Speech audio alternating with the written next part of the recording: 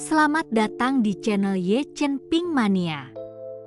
Terima kasih kepada Tuan Rahim Awang yang sudah gabung dan berlangganan di channel Ye Chen Ping Mania. Semoga dilancarkan rezekinya dan diberikan umur panjang yang penuh keberkahan. Terima kasih kepada semuanya yang sudah like dan subscribe. Semoga selalu diberikan kesehatan dan kesuksesan. Penguasa Istana Naga Langit bab 4497 sampai bab 4499. Si Tuasan dan si Tua Cao langsung tercengang ketika melihat kejadian ini.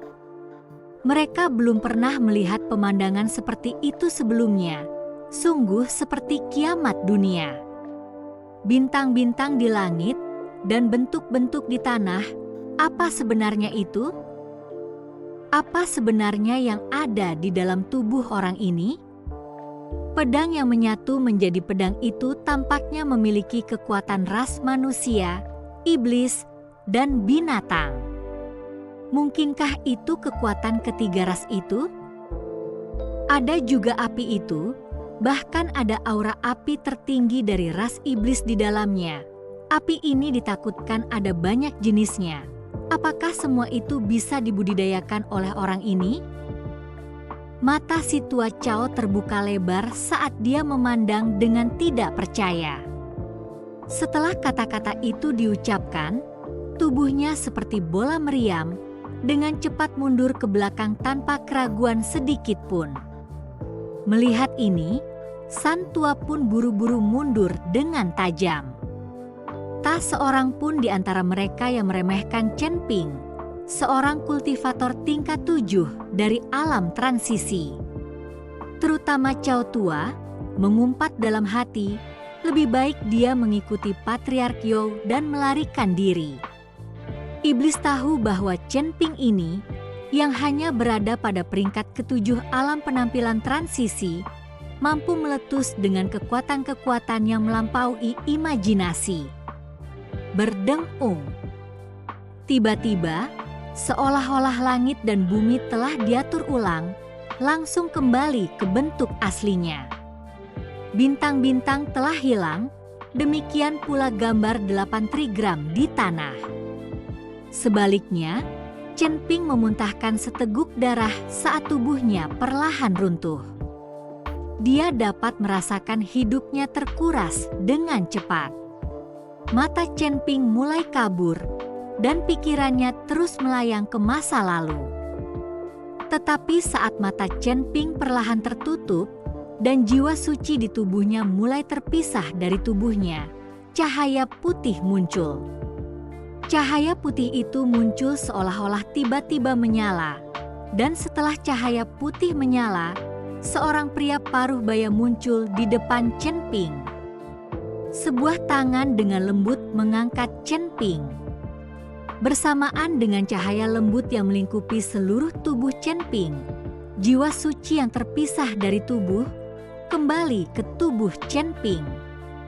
Si Tua Cao dan si Tuasan menatap kosong ke arah lelaki paruh baya di hadapan mereka. Mereka semua tercengang. Karena mereka tidak menyadari bagaimana orang ini muncul, seolah-olah dia tiba-tiba muncul di hadapan mereka entah dari mana.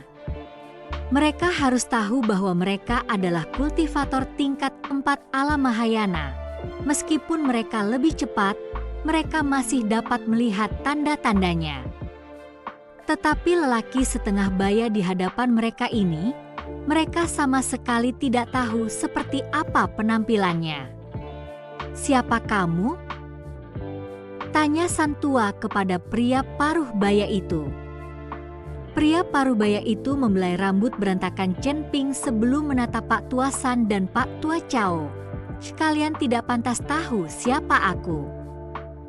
"Sial, kamu masih saja sok penting." Ya, ketika San Tua mendengar ini, dia langsung mengerutkan kening, diikuti oleh aura mengerikan yang menyapu ke arah pria paruh baya itu seperti banjir bandang di gunung. Pria paruh baya itu tidak bergerak sama sekali, tetapi napas mengerikan itu menghilang tanpa jejak sebelum mendekat. Sang tua membeku, menatap tak percaya pada lelaki paruh baya di depannya. Cao tua sudah melihat kekuatan pria paruh baya itu saat ini dan berkata dengan wajah jelek, Sang tua, ayo kita pergi." Setelah berkata demikian, sosok Cao tua melompat dan bersiap untuk pergi. Akan tetapi, ketika si tua Cao baru saja meloncat berdiri, tiba-tiba ia seperti dihalangi oleh sesuatu dan seketika itu juga ia terjatuh. Melihat kejadian itu, sang tua pun mencoba mundur ke belakang, namun ternyata dia hanya bisa mundur 3 langkah saja. Setelah 3 langkah, sekuat apapun dia berusaha, dia tidak bisa bergerak sedikit pun.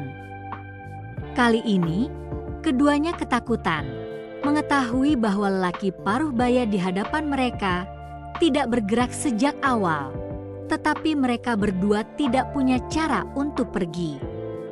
Tuan Si, pada saat ini, Chen Ping perlahan membuka matanya, menatap pria paruh baya di depannya. Chen Ping tersenyum. Namun, dia baru saja meneriakkan 3 kata Tuan Si, tetapi menutup matanya sekali lagi. Di sisi lain, Cao tua dan San tua mengerutkan kening, bertanya-tanya dengan putus asa, orang macam apakah Tuan Si itu? Tuan Si membaringkan Chen Ping di tanah sebelum dia secara resmi menatap ke arah San tua dan Cao tua. Wajah Tuan Si tidak berekspresi dan kedua matanya tidak menunjukkan emosi apapun.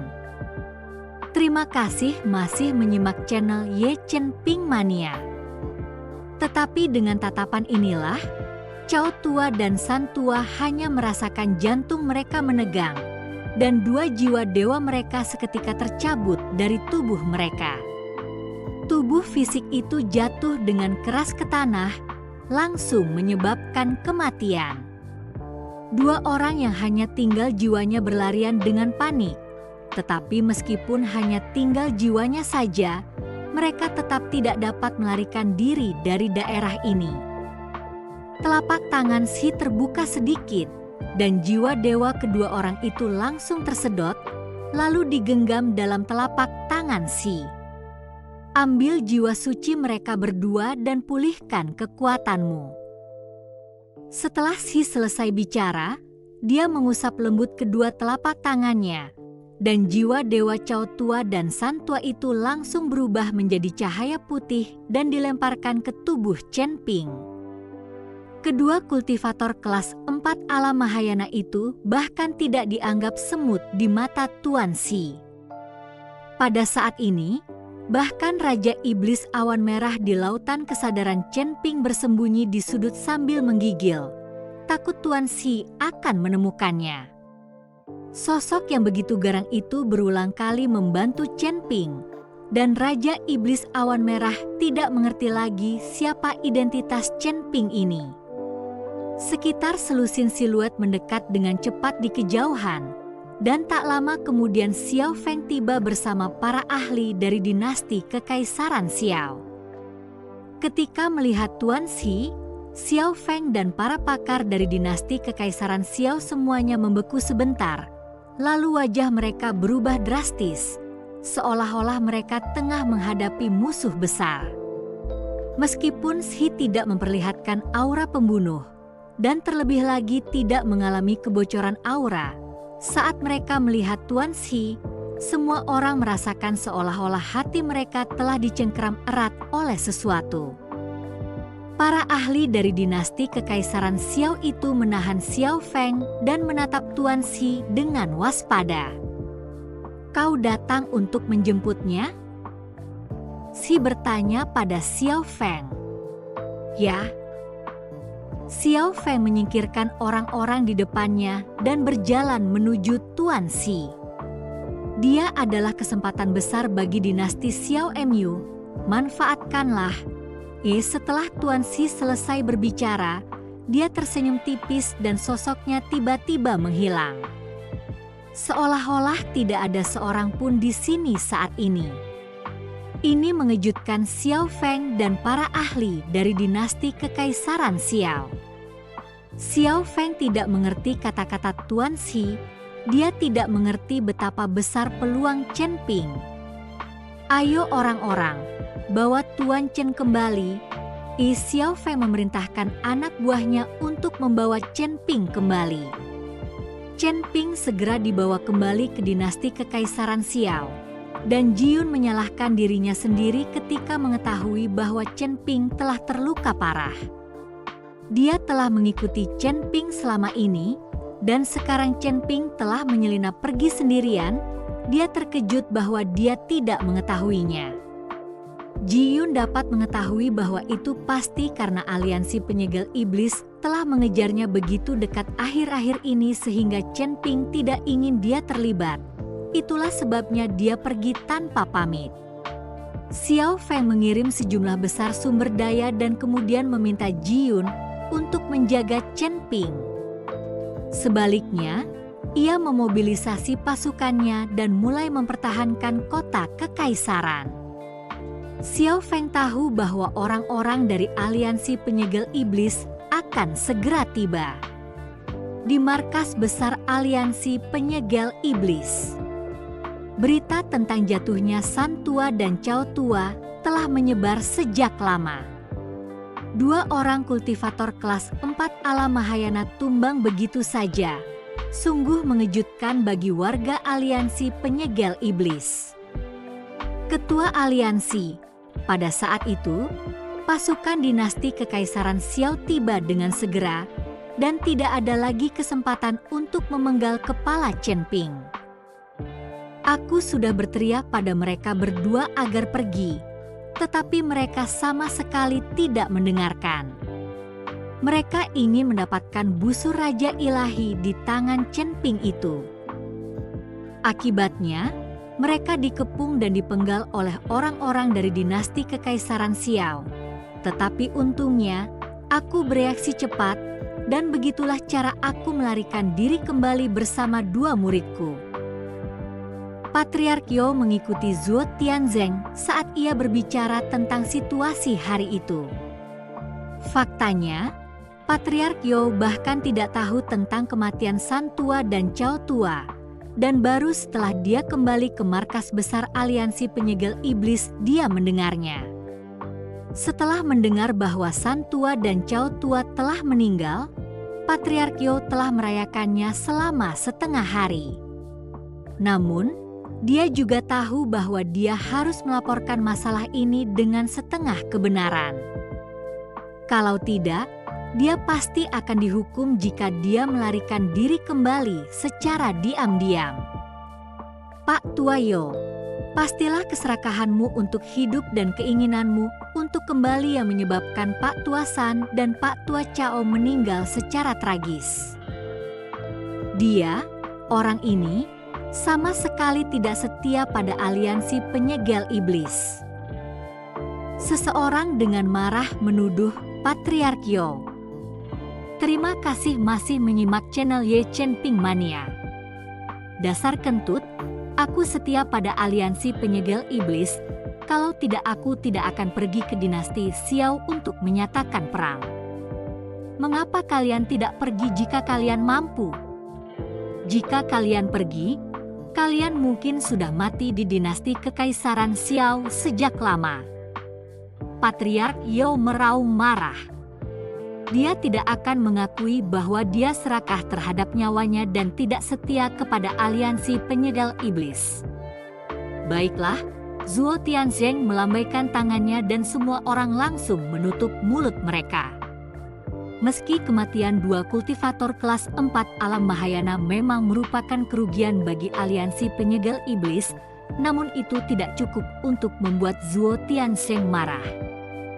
Penatua Chu, bagaimana kabarmu? Zuo Tianzeng bertanya. Tuanku, sudah diatur bahwa Xiao Jian telah melakukan perjalanan ke kota Kekaisaran dinasti Kekaisaran Xiao bersama orang-orangnya. Semua ahli alam Mahayana dari dinasti Kekaisaran Xiao telah dipanggil ke kota Kekaisaran dengan tujuan untuk menghadapi aliansi penyegel iblis kita. kata tetua Cheu. Zuo Tianzheng tersenyum tipis. Bagus sekali. Dengan melenyapkan semua ahli dari dinasti Xiao ini, maka seluruh dinasti Xiao tidak akan memiliki kemampuan untuk melawan lagi. Setelah berkata demikian, Zuo Tianzheng menatap Patriark You dan berkata, Patriark You, kamu telah berjasa dalam perjalanan ke dinasti Kekaisaran Xiao kali ini, dan kamu telah memperoleh sedikit pemahaman tentang dinasti Kekaisaran Xiao.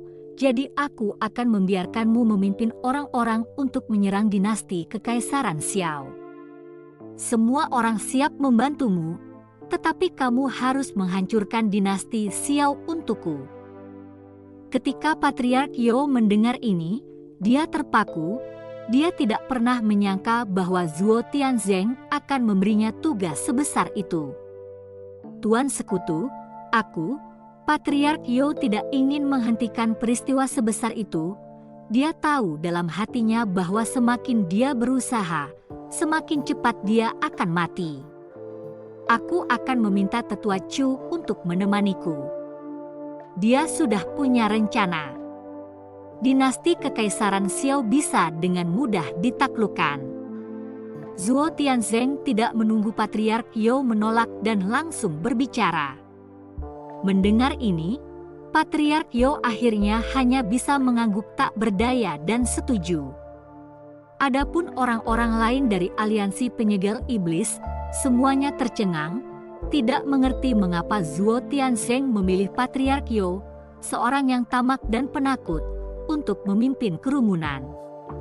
Akan tetapi, saat Zuo Tianzheng memberi kata, tak seorang pun berani membantahnya.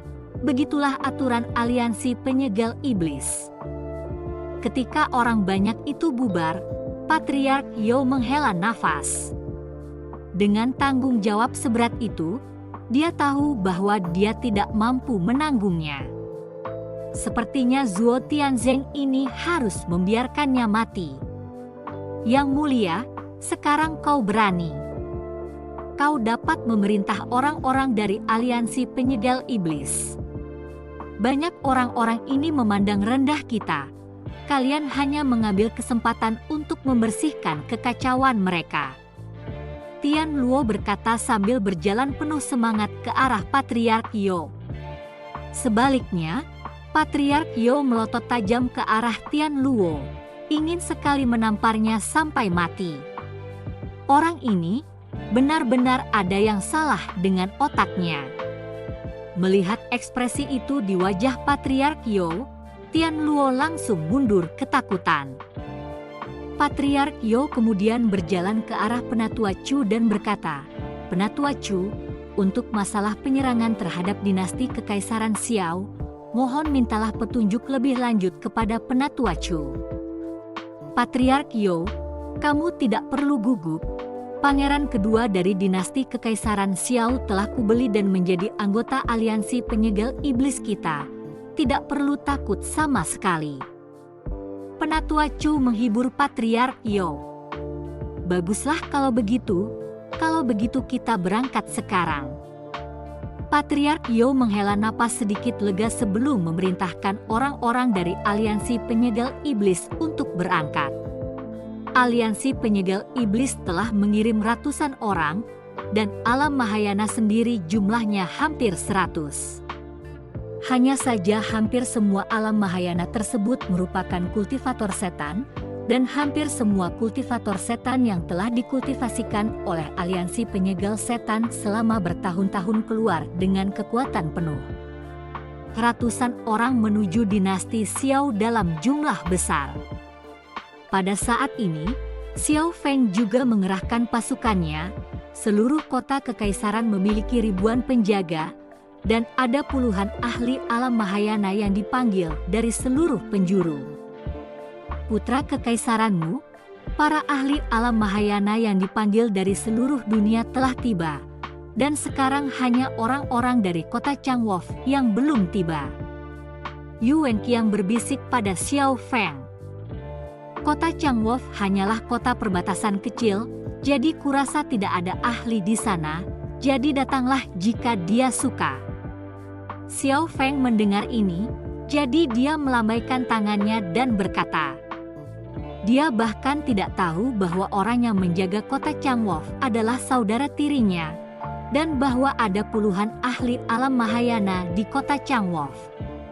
Inilah kekuatan yang telah dikembangkan Xiao Jian selama bertahun-tahun ia menjaga kota Changwon.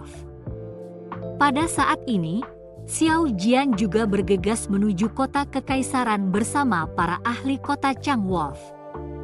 Bersambung.